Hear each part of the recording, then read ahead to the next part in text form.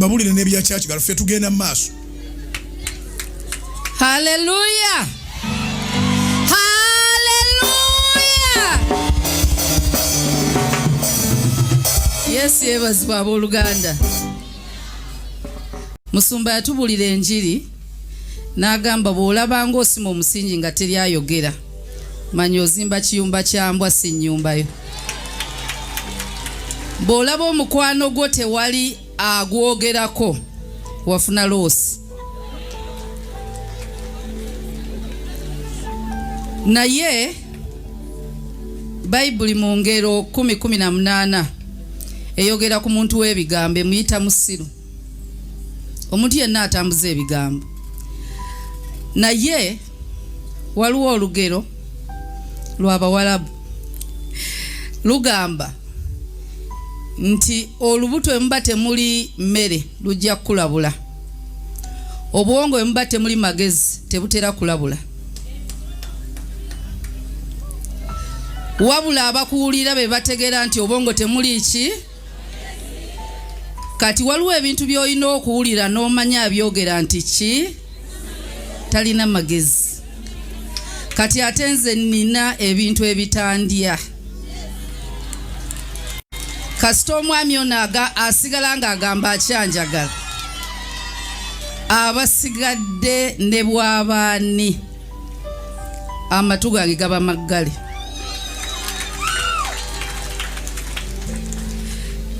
Kyenjagala obbagamba omuntu yenna bw'oyiga okufuga omumwa gwo oba owangudde ensi. Either mu kwogera naye ne byolya.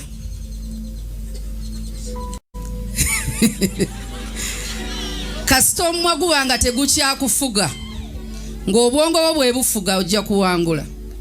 Waliyo abantu bamu nga balowooza bamaze kwogera, tubaleke.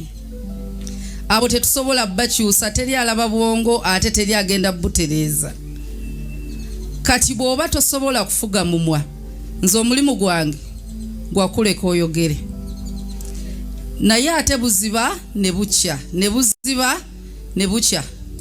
Omukwano gwange ne pastor ne gukuluma nga ffe tugejja.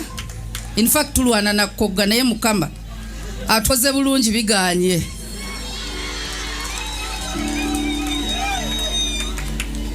Omwami wange ono mumanyi tebamumbuulirako. Oli asobola okudda awantu wonna n'agamba Bujinga ali bw'ati naye nze ate mumanyi.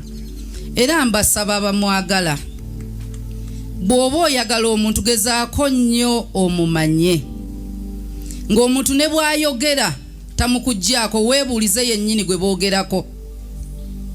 Ne bwe tuba tukyagendera nnyo ku bigambo balitwawulako n'abantu abagenda otugasa. Bayibuli egamba nti ebigambo byawula the bestest of friends.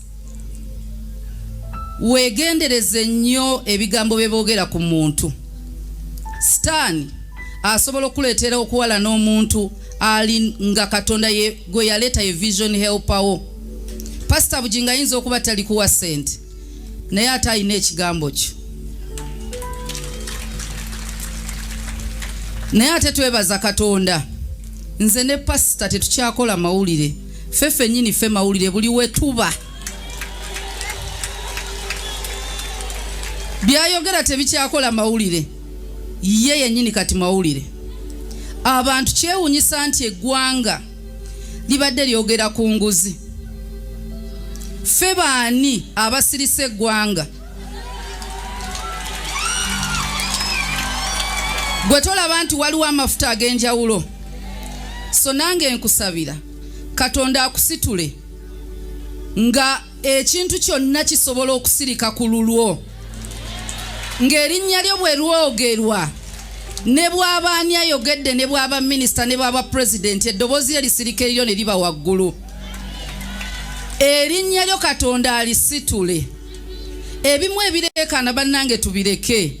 Byebira Katonda ku level kwatutadde. We are a city on a hill. Bayibuli bweyogera. Ekibuga ekiri ku lusozi tosobola kikolo n'obwokolo toyinza gaana abantu kukiraba. Kati Pastor Bujingo Katonda yamuzimba kibuga ekiri ku lusozi. buli omu akiraba era gwe bw'okiraba ng'oli mulungi toyinza yimiriza maaso ga mulala. Kati bonna tubaleke bakirabe. Mukama kyakoze kye kino. Mulembe gwaffe Katonda gwasitudde, ekyo teri agenda kisobola kirwanyisa. Ate era omwami omu yawumula bali bamuyita Nasantege Sebagala. Yagamba every publicity is good publicity. Katonda abantu abamu abanjulira muyaga. Bw'oba otya omuyaga, bw'oba osaba Katonda akufuula akalango, si gwe osalawo formula ye. Kati formula ya Katonda bw'ebanga social media gy'agenda okukozesa, mugambe Mukama muguno omuyaga mw'oba onsitulira. Abantu abamu bagenda kutegeera nga waliyo akwogeddeko obubi, abalala bajja kwogerako bulungi. So abakwogerako obubi Katonda nabo abalaba.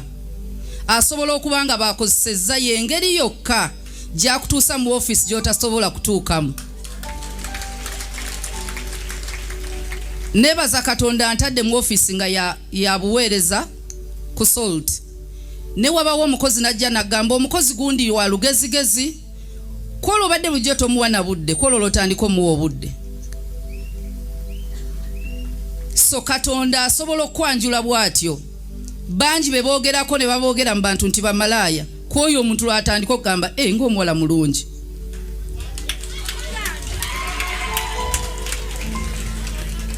Lwe bagamba nti oyo omusajja nga mumpi, kati oli abadde tamulaba lwatandika okola ki?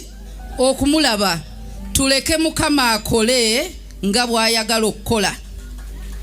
Nze nsaba ekintu kimu, bwe bavuma tovuma. Engeri yokka gy'obuuliramu enjiri omu Misiri nga tokola byakola. Nze nsaba Katonda nyweza mpesa, ngenda kuva mu nsi nga size muntu n'ogwo nga muvumye. Era njagala nve mu nsi nga sisibye muntu n'ogwo, kubanga siina gwe njagaliza komera kaabe wange. Kati sisobola kudda ku kituuti kusaba Katonda asumulula abasibe nga nina gwe nateekayo. Kati ye kyenva mulekera ne mugamba Mukama n'ekyo okiraba, naye kijja kukola ki? Kijja kuggwa. Kikozese bufuuka obujulizi. Waliwo omukyala ano bamuyita Grace Otheno. Yavumanga pasita nga ali mu butale abuulira enjiri. Olwaleero mukadde wa kkanisa. So waliyo akuvuma nga bamusasudde akuvuma. Nze nina eyampereza messages ne audios n'enziwa Musumba ng'agamba bamusasudde. Ne muddamu ne mugamba maybe Katonda yagadde otandika owuliriza Musumba Bujingo. Muweeko time omuwulirize. Ne mugamba naye teweenyigiranga mu kuteesa kw'ababi, kiri bibiriko. Omuntu ne bw'aba alina omusango bamuyita omusajja mu Bayibuli bamuyita Musa. Musa maaso ga Aaron ne Mariam yali mwonoonyi nnyo era yayenda. Naye kubanga Katonda ye yali amufuseeko amafuta nga amusimbye, ye yali alina omusalira omusango. Yali abiraba era yali asobola obiyimiriza. Naye yali tayagala muntu yenna omulala akome ku oyo gwafuseeko amafuta.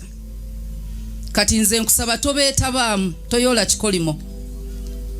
Omuntu yenna nga ayambadde omubiri ng'akyali ku nsi ayonoona, omusango Mukama yagusala. Naye ate Pastor Bujingo njagala okwebaza. Teri aweereza Mukama n'atakyayibwa. Teri Katonda gwasitula baatasitudde ne batamulwanyisa. Ekyo tukikkirize. Era guma bakyalwana. Kati bano babigambo wawona masasa ate ebigambo. Ebigambo abantu aboogera be bantu be bayita ba cowards. Buli ali ku social media njagala emire mu maaso ga Pastor Bujingo amugambe nti ki oli kino olaba oba basobola. Teri asobola. Ate teri muntu mu Uganda muno oba mu nsi Katonda gw'asitudde ng'alina ebyokola ng'akyalina obudde obuvuma abakoze emirimu taliyo. Osange hamu ng'ali ku Pastor Bujinga avuma ku social media obwo obudde abujjawa. Naye bano abali ku ddato gwe beewoze mpaka zindala otandise okukwata ekkuba eddala kankuzeeyo.